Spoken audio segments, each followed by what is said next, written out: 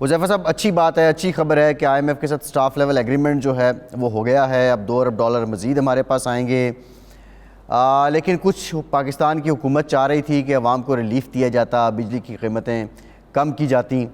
اور دیگر بھی معاملات پہ جس طرح پراپرٹی ریئل اسٹیٹ پہ جو ٹیکسیشن ہے اس کو کچھ ریلیکس کیا جاتا، لیکن آئی ایم ایف نے وہ شرائط نہیں مانی۔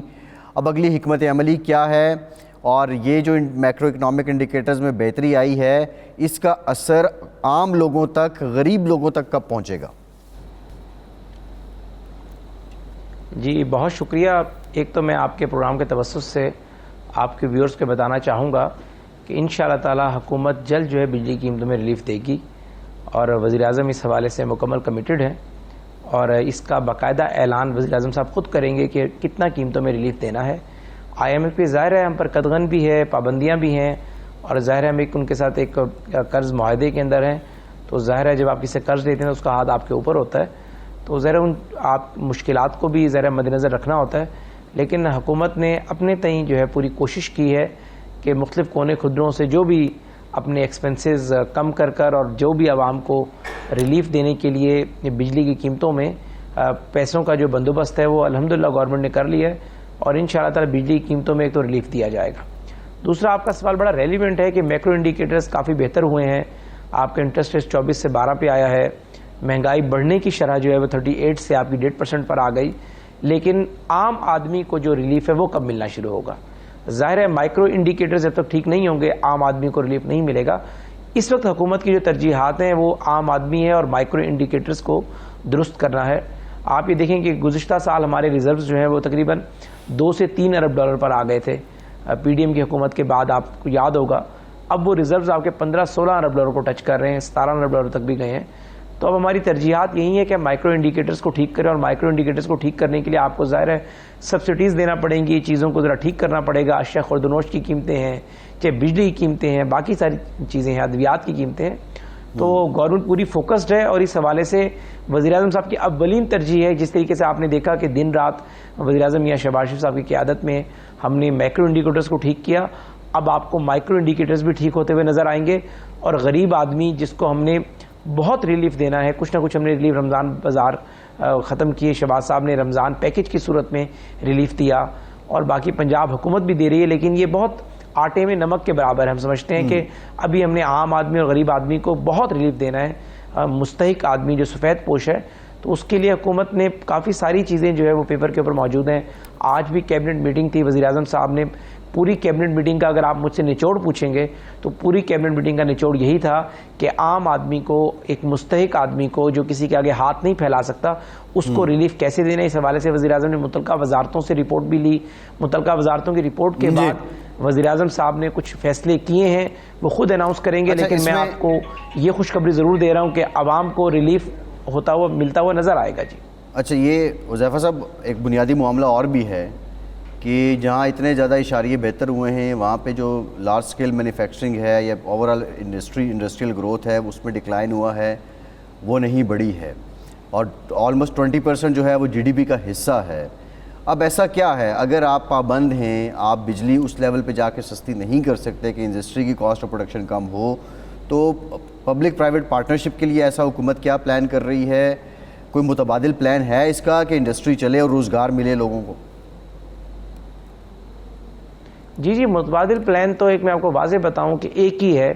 جب تک آپ بجلی کی قیمتیں کم نہیں کریں گے آپ کی انڈسٹری نہیں چلے گی۔ کوئی بھی حکومت کا نمائندہ، حکومتی ترجمان، حکومتی وزیر،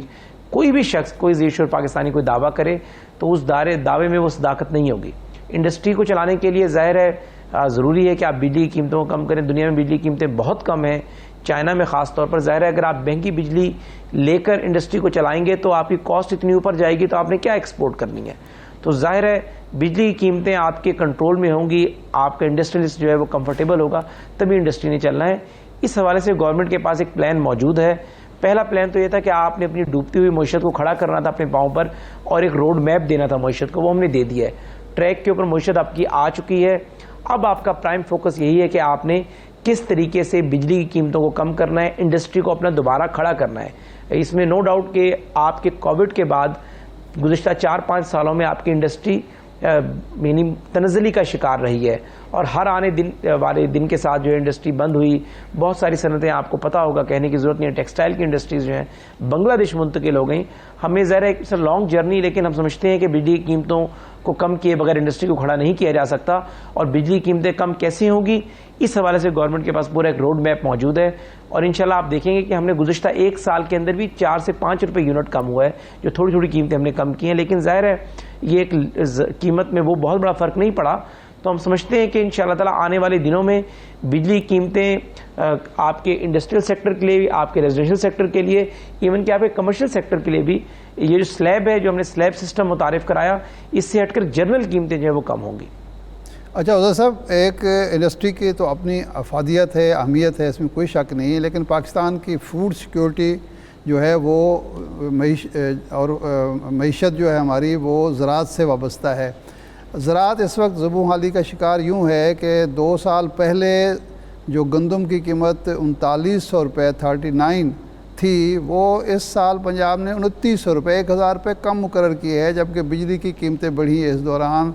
پانی کی قیمتیں بڑھی، زرعی ٹیکس آپ لگا دیا، اس کے علاوہ زرعی ادویات مہنگی ہوئیں، بہت سارے اور عوامل ہیں. اور پانی کی کمی کی وجہ سے، خشک سالی کی وجہ سے گندم کی پیداوار بھی متاثر ہو رہی ہے، اور اس کے بعد یقینی بات ہے چنے کی پیداوار، چاول کی پیداوار، دوسری پیداوار. زرعی شعبے کی طرف حکومت کی کوئی توجہ نہیں ہے، جبکہ ریڑھ کی ہڈی ہماری زرعی معیشت ہے. تو اس کے بارے میں بھی آج کی میٹنگ میں کچھ سوچا گیا یا پچھلی میٹنگ میں کہ جی زرعی شعبے کو کس طرح ہم نے بہتر کرنا ہے اور کسان اور کاشتکار کی مدد کس طرح سے کرنی ہے؟ جی بہت شکریہ ارشاد عارف صاحب، آپ نے بڑی اہم بات کی. اس میں کوئی شک نہیں کہ آپ کی معیشت کا ایک بہت بڑا حصہ آپ کی زراعت سے وابستہ ہے، اور آپ کے ملک میں بہت سارے لوگ کچھ بھی نہیں کرتے لیکن زراعت کرنے کو ترجیح دیتے ہیں، زراعت کرتے ہیں. دیکھیں، آپ نے کہا کہ گزشتہ 2 سال پہلے جو ہے وہ 3900 روپے گندم کا ریٹ مقرر کیا گیا تھا. آپ کو یاد ہوگا تب اس سے پہلے 2200 روپے ریٹ تھا، 2200 سے ڈائریکٹ 2900 کے اوپر 3900 پہ ہم لے کر گئے تھے. اب دیکھیں 3900 وہ ریٹ تھا کہ کسان جو ہے، اگر آپ کسان کو ریلیف دیتے، جو ماسز ہیں وہ ظاہر ہے گندم کی روٹی ان کی پہنچ سے دور ہو جاتی. تو حکومت نے ظاہر ہے اس وقت فیصلہ کیا کہ ایک تو ہم نے سینٹرلائز پروکیورمنٹ ہے وہ نہیں کی، اور گندم کی قیمتیں جو ہے ہم نے نیچے لے کر آئے. لیکن اس مرتبہ ہم گندم کی کوئی قیمتیں اناؤنس نہیں کر رہے. یہ اوپن مارکیٹ ہوگی، مارکیٹ کے اندر جو ہے ظاہر آپ جائیں اپنا دانہ بیچیں اور جو آپ کو بہتر قیمت ملے. ڈی اے پی کی قیمتیں اس طریقے سے اوپر نہیں گئی، اپنی جگہ پر رکی ہوئی ہیں، یا کچھ کم ہوئی ہیں یا رکی ہوئی ہیں. یوریا جو اویلیبل ہی نہیں تھی، 6500 کو بھی ٹچ کر رہی تھی، اب وہ یوریا کی قیمتیں بھی نیچے آئیں اور اویلیبل بھی ہیں نیچے. خیر وہ تو نہیں ہے کہ جو یوریا شہباز صاحب چھوڑ کر گئے تھے پنجاب میں 2200-2300 پہ، وہ ریٹ نہیں ہے، لیکن بہرحال پہلے سے قدرے بہتر ہے. اب کسان کے حوالے سے اس دفعہ حکومت پنجاب نے کافی سارے پیکیجز متعارف کرائے، سستا دانہ، سستی کھاد، ٹریکٹر سکیمیں. لیکن میں سمجھتا ہوں کہ حکومت نے ظاہر ہے اگر سینٹرلی پروکیورمنٹ نہیں کر رہی، فوڈ ڈپارٹمنٹ کے سپورٹ چیزیں نہیں کر رہی، جو وہاں پر اربوں روپے کے غبن ہوتے تھے، وہ میکسیمم ریلیف مزید بھی کسانوں کو منتقل ہونا چاہیے. پہلے بھی حکومت پنجاب حکومت نے کیا، ظاہر ہے کہ پروونشل سبجیکٹ ہے، باقی صوبے بھی کرے، سندھ بھی کرے، کے پی کے بھی کرے، بلوچستان بھی کرے. لیکن ہماری حکومت کا کور انیشیٹو یہ ہے کہ ہم یہ اپنے کٹس لگا کر یہ میکسیمم ریلیف کسان کو ڈائریکٹ دے دیں، جس کو آپ سبسڈی کہیں یا جو بھی کہیں، لیکن عام آدمی پہ وہ بوجھ نہ پڑے. اور گندم کی جو قیمت ہے وہ 2500 سے 3000 کے ارد گرد روٹیٹ کرے، تاکہ جو آٹا اناج ہے وہ ایک غریب آدمی کی پہنچ سے دور نہ ہو جائے. جی